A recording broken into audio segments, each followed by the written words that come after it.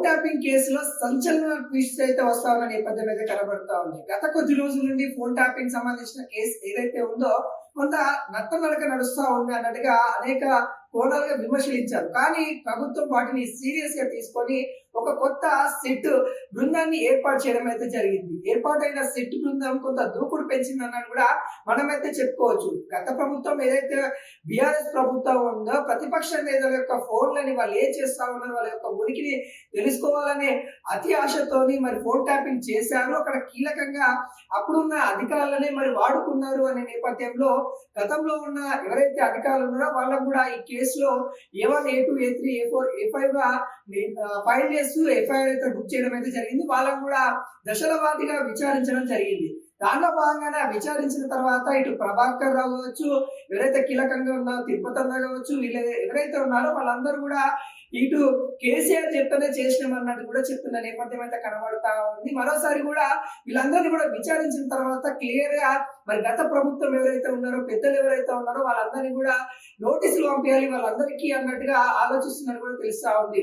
దానిలో భాగంగానే BRS party అధినేత కేసీఆర్ కి మరియు మాజీ మంత్రి హరీష్ రావుకి, మాజీ మంత్రి కేటీఆర్ కూడా నోటీసులు పంపించాలన్నట్టు కూడా అధికారులు చూస్తా ఉన్నారు. గతంలో కేటీఆర్ విచారణ కూడా వెళ్లారు, మరోసారి కూడా రావాల్సిందే అన్నట్టుగా ఇటు సిట్ అధికారులు అయితే పిలుస్తా ఉన్న నేపథ్యం కనబడతా ఉంది.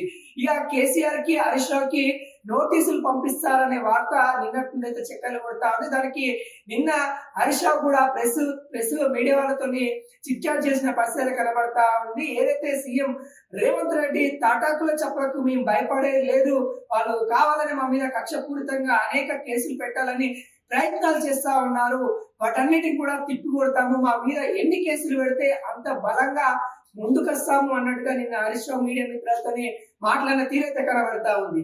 ఇక రేవంత్ రెడ్డి సర్కార్ తప్పు ఎవరు చేసినా గానీ శిక్ష అనుభవించవలసిందే. అది ఎవరైనా కానీ ఆ క్షణంలో ఎవరున్నా గానీ అధికారులైనా ఉండొచ్చు, లేకుంటే పరిపాలకులైనా ఉండొచ్చు, ఎవరైనా ఉండొచ్చు, అక్కడ ఖచ్చితంగా శిక్ష అనుభవించాల్సిందే అన్నట్టుగా ఇటు రేవంత్ రెడ్డి సర్కార్ అయితే చెప్తా ఉంది. దీనిలో భాగంగానే మాజీ సిఎస్ సోమేష్ కుమార్ కూడా, శాంతి కుమార్ కూడా వీటికి సంబంధించిన ఏవైతే ఎంక్వైరీలో భాగంగానే వాళ్ళు సిట్ ముందుకు వెళ్తున్న పరిస్థితి కనబడుతుంది. సోమేష్ కుమార్ వాళ్ళు వెళ్ళి తన యొక్క నివేదిక ఇచ్చిన పరిస్థితి కనబడతా ఉంది. శాంతి కుమార్ కూడా వెళ్తారు అనే వార్తలు అయితే చక్కర కొడతా ఉంది.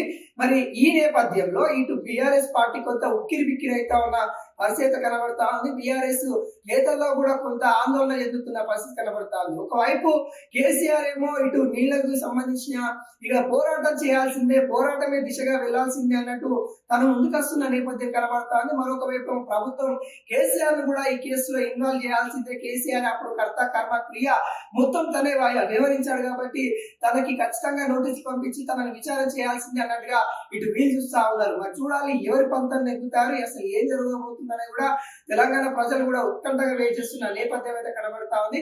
ఏది ఏమైనా కానీ ఇటు బీఆర్ఎస్ పార్టీకి అయితే కొంత 2026లో కొంత కష్టకాలమే అని కూడా చెప్పుకోవచ్చు. ఎందుకంటే ఇటు ఫోన్ ట్యాపింగ్ కేసు కావచ్చు, ఏదైతే ఈ కార్ రేసింగ్ సంబంధించిన కేసు కావచ్చు, కాళేశ్వరం సంబంధించిన కేసు కావచ్చు, అనేక కేసులు అయితే మరి బీఆర్ఎస్ పార్టీని వెంటాడుతున్న తీరైతే కనబడతా ఉంది. కొత్త సంవత్సరంలో అయినా మరి బీఆర్ఎస్ పార్టీకి ఊరట లభిస్తుందా, లేకుంటే ఈ విధంగానే ఇబ్బంది పాలు ఎదురవుతుందనే కూడా మనం